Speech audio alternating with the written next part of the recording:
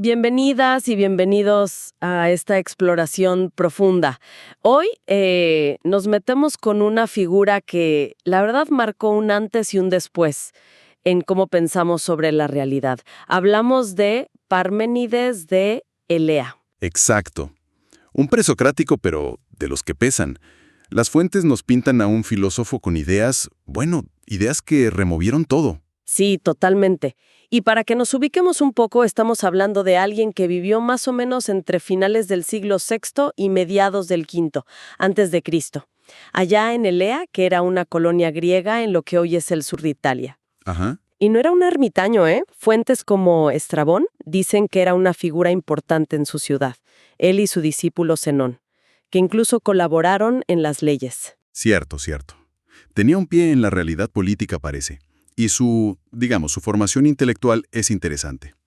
Diógenes Laercio, por ejemplo, menciona que pudo ser alumno de Genófanes, otro pensador bastante crítico. Ujú. Pero fíjate, la misma fuente, citando a otro autor, Soción, dice que en realidad no siguió a Genófanes, que con quien sí tuvo un vínculo fuerte fue con un tal Aminias, que era pitagórico. Ah, mira vos. Pitagórico. Sí, y parece que este Aminias fue clave para que Parménides se dedicara a la vida. Bueno, a la filosofía, a la contemplación. Parménides venía de buena familia, con recursos, y hasta le construyó un monumento a Aminias después de su muerte. Qué curioso. Sí, aunque es llamativo, porque la idea central de Parménides, ese ser único, choca bastante con el pluralismo de los números pitagóricos, ¿no? Totalmente. Bueno, entonces, la misión de hoy es esa, meternos de lleno en el núcleo del pensamiento de Parménides, entender esa propuesta tan radical sobre el ser y ver qué ondas generó después. Todo claro mirando los textos que tenemos, los fragmentos, los testimonios. Exacto. A ver, ¿qué nos dicen las fuentes directamente? ¿Listos para este viaje al corazón de Elea? Vamos a ello. A ver, empecemos por ahí, por la idea central, la que lo cambió todo, la doctrina del ser. El famoso To Eon. Eso. En su poema, del que por suerte conservamos partes importantes, sobre todo de la Vía de la Verdad, Parménides argumenta algo que es demoledor, ¿no?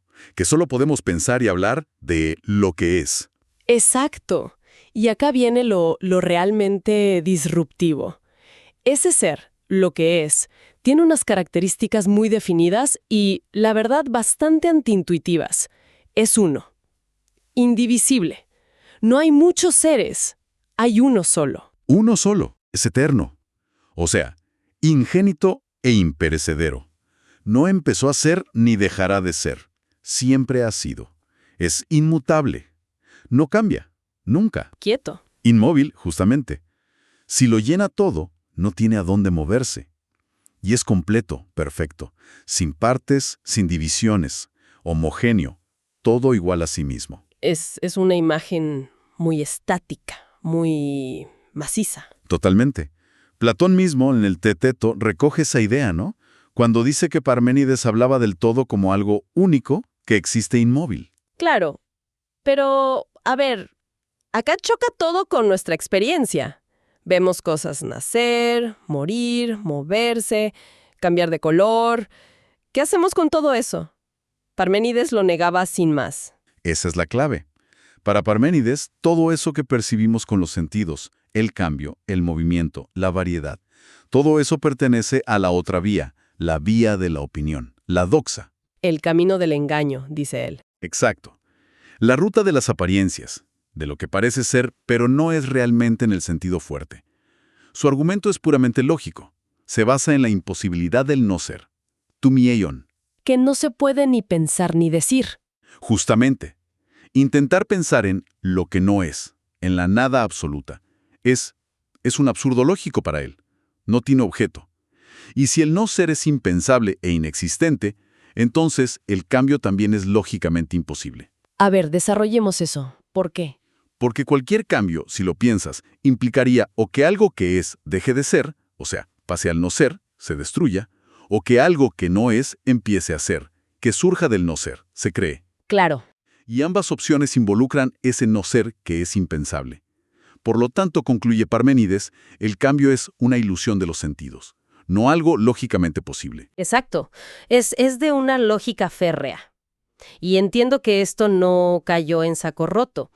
Otros filósofos tuvieron que responder. Inmediatamente. Anaxágoras, por ejemplo. Hay fragmentos suyos que se interpretan como un intento de aceptar parte del argumento de Parménides sin negar del todo el mundo que vemos. ¿Cómo? Pues diciendo algo así como que nada nace ni muere realmente, sino que todo es mezcla y separación de cosas que ya existen eternamente. Ah, o sea, no hay creación de la nada ni destrucción total. Exacto. Es como decir, Parménides tiene razón en que nada surge del no ser ni va al no ser, pero sí hay reorganización de lo que ya es. Entiendo. ¿Y los atomistas? Los atomistas, Leucipo y Demócrito, fueron quizás más directos. Para poder explicar el movimiento y la multiplicidad que veían, y que Parménides negaba lógicamente, tuvieron que hacer algo audaz. Dijeron que sí existe el vacío.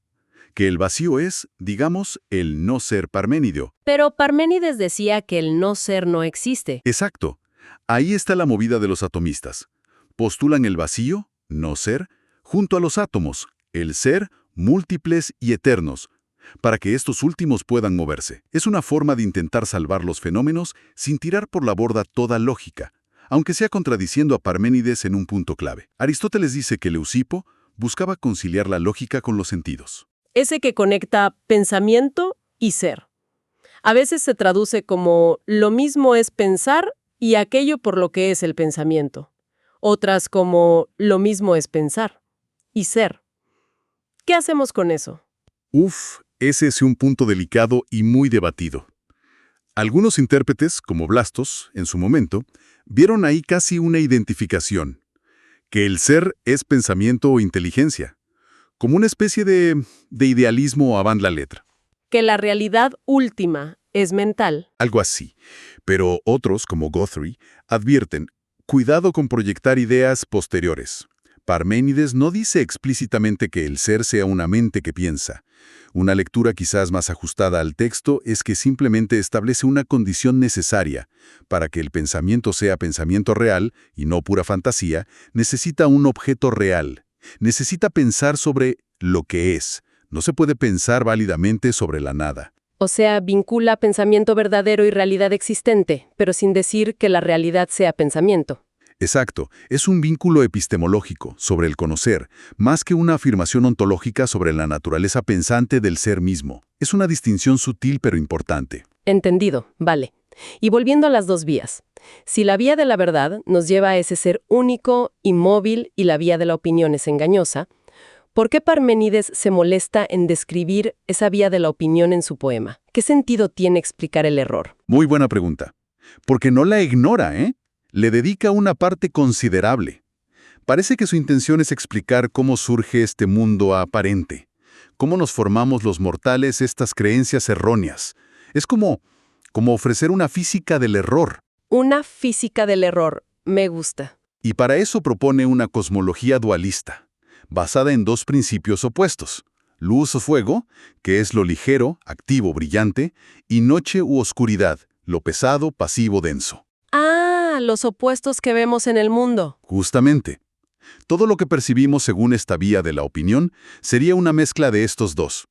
E incluso nuestro propio pensamiento y percepción, a este nivel de la doxa, dependerían de la proporción de luz y noche que tengamos en el cuerpo. Hay un fragmento, el 16, que según Guthrie explicaría eso. Cómo nuestras opiniones dependen de nuestra mezcla física. O sea, no solo describe el mundo aparente, sino que intenta explicar por qué lo percibimos así, aunque sea erróneamente. Exactamente. Es como decir, miren, la verdad es esta, el ser único. Pero entiendo que ustedes ven esto otro, el mundo cambiante. Y les voy a explicar cómo se genera esa ilusión basada en estos dos principios. Vale, ahora entiendo mejor por qué la incluye. Y aquí es donde se ve la magnitud del terremoto que causó Parménides, ¿no? Negar el cambio, la pluralidad, basándose solo en la lógica. Eso obligó a todos los que vinieron después a enfrentarse a él. Sin ninguna duda. Fue un antes y un después. No podías hacer filosofía después de Parménides ignorándolo. Platón es el caso más evidente. De salvar ambas cosas. Por un lado, la exigencia lógica de Parménides de una realidad estable, única, eterna, que Platón situará en el mundo inteligible de las formas. Y por otro lado, salvar la realidad del mundo que vemos, el mundo sensible, con su cambio y multiplicidad. Un equilibrio complejo. Muy complejo. Y lo ves en sus diálogos. El Parménides, el Sofista, el Teéteto, son un diálogo constante con las ideas heliáticas. De hecho, en el Sofista, Platón hace lo que él mismo llama un parricidio filosófico. ¿Un parricidio? Contra Parménides. Sí, simbólicamente, porque ahí argumenta en contra de la inmovilidad estricta del ser parménide que el verdadero ser, el de las formas, debe incluir también movimiento y vida, y que las formas pueden relacionarse entre sí, participar unas de otras. Es su forma de superar ese bloque inmóvil de Parménides sin caer en el puro caos del cambio constante. Qué interesante esa tensión. Y Zenón, su discípulo, sus paradojas son famosísimas. Claro, Zenón de Elea, sus paradojas como la de Aquiles y la tortuga o la de la flecha inmóvil. Que nos vuelan la cabeza todavía hoy. Totalmente. Pero la interpretación más común es que Zenón no quería demostrar que el movimiento no existe en el sentido de que no lo veamos. Su objetivo era más bien defender a Parménides, usando la lógica contra los que creían en la pluralidad y el movimiento como algo real y simple, mostrando las contradicciones lógicas a las que llegas si aceptas las premisas del sentido común, que el espacio y el tiempo son infinitamente divisibles, que hay multiplicidad de cosas, que el movimiento es real tal como lo percibimos. Son como contraataques lógicos. Decía, ¿ustedes creen en el movimiento y la división? Pues miren los absurdos a los que lleva su propia lógica. O sea, usaba la lógica para defender la conclusión de Parménides, aunque esa conclusión pareciera contraria a los sentidos. Exactamente. Pura dialéctica, para reforzar la idea de que, al final, la única postura lógicamente sostenible, aunque extraña, era la de su maestro. El ser es uno e inmóvil. Bien, entonces, si intentamos resumir, condensar el gran legado de Parménides, ¿qué dirías que es lo fundamental? ¿Qué nos dejó? Varias cosas importantísimas. Primero, se puede decir que con él nace, o al menos se establece firmemente, la ontología, la pregunta por el ser en cuanto ser, que es la realidad en su nivel más fundamental. La gran pregunta de la filosofía. Sin duda. Segundo, puso al logos, a la razón pura y el argumento lógico, como el criterio último de verdad, por encima de los sentidos. Esa desconfianza de los sentidos va a marcar a fuego a gran parte de la filosofía occidental. Sí, se nota mucho en Platón, por ejemplo. Exacto. Tercero, obligó a la filosofía a ser mucho más rigurosa con el lenguaje, a definir bien qué queremos decir con ser, no ser, uno, múltiple, cambio, permanencia. Ya no valía usarlos de cualquier manera. Puso la vara muy alta en cuanto a rigor conceptual. Muchísimo. Y cuarto, esa distinción tan tajante entre la verdad, aletheia, a la que solo llega la razón, y la opinión, doxa, el conocimiento engañoso de los sentidos. Esa dicotomía marcó toda la epistemología, toda la teoría del conocimiento que vino después. Vaya, es impresionante el impacto de un solo pensador con una idea tan potente. Entonces, ¿qué nos llevamos de todo esto para reflexionar? Parménides nos deja ahí como en una encrucijada, ¿no? Confiamos en la lógica hasta las últimas consecuencias, aunque nos diga que el mundo no es como lo vemos, o confiamos en nuestra experiencia directa. Exacto. Es el gran desafío que nos plantea. ¿Hasta dónde seguir a la razón pura? Nos obliga a cuestionar la naturaleza misma de lo real, del tiempo, del cambio, de nuestro propio conocimiento. Y nos deja preguntas flotando, ¿no?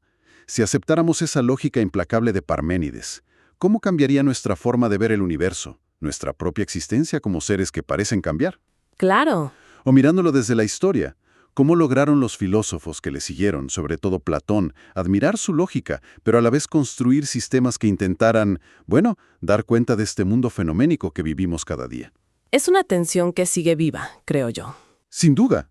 Una invitación a seguir pensando, a ver cómo estas ideas de hace, 2500 años, sigan resonando y desafiándonos hoy.